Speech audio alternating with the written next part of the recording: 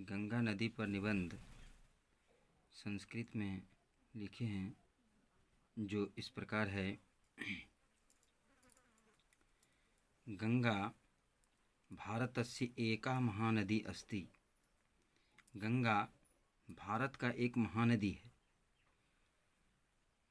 गंगा भारतस्य एका महानदी अस्ति। गंगा भारत का एक महानदी है। इयं हिमालयात् पर्वतात् निगसति। यह हिमालय पर्वत से निकलती है। ततः प्रयागाम आगत्य यमुना सरस्वतीभ्यां मिलति।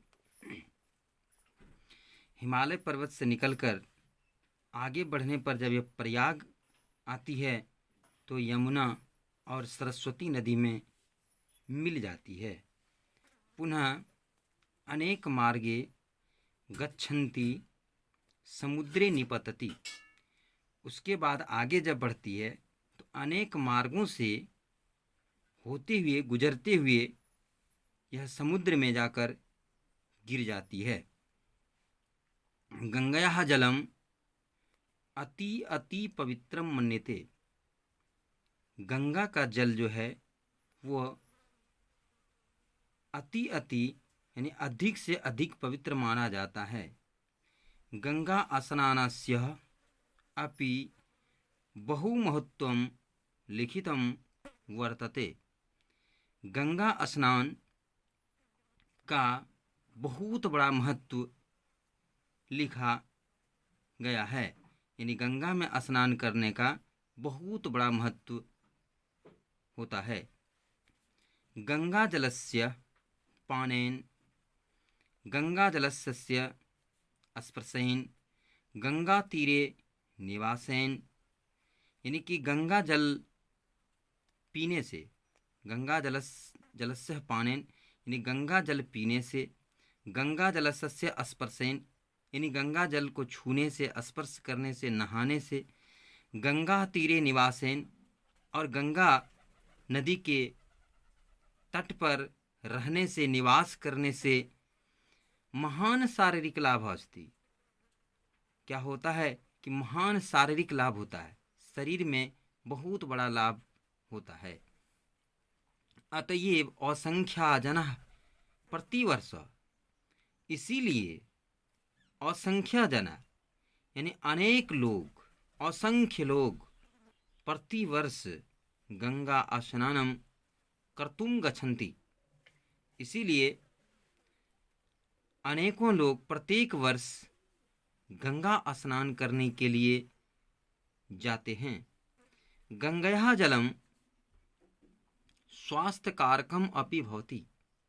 गंगा का जल स्वास्थ्य कारक भी होता है। यानी गंगा का जल जो होता है वो स्वास्थ्य के लिए लाभदायक भी होता है। अस्याः पावनः तटे विशालः प्राचीनः नगरयः सन्ति।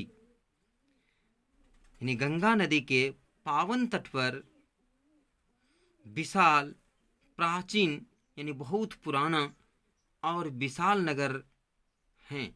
जैसे कौन कौन से नगर हैं? जैसे हरिद्वार।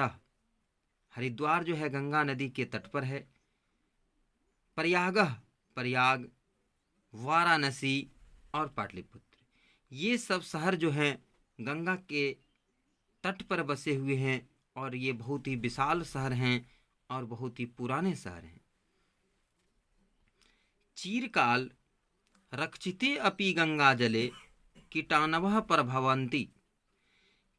कहने का मतलब है चीरकाल यानी अधिक दिनों तक भी यदि गंगा जल को रखा जाए तो इसमें कीड़े नहीं पड़ते हैं, कीटाणु नहीं होते हैं, कीड़े नहीं पड़ते हैं। यदि इसे किसी बंद बोतल में, बंद बर्तन में भी इसे रख दिया जाए, बहुत दिनों तक रखने के बाद भी इसमें कीड़े नहीं पड़ते हैं। और अन्य जल जो होते हैं उसे यदि किसी बर्तन में कुछ दिन तक रखा जाए तो उसमें कीड़े पड़ जाते हैं।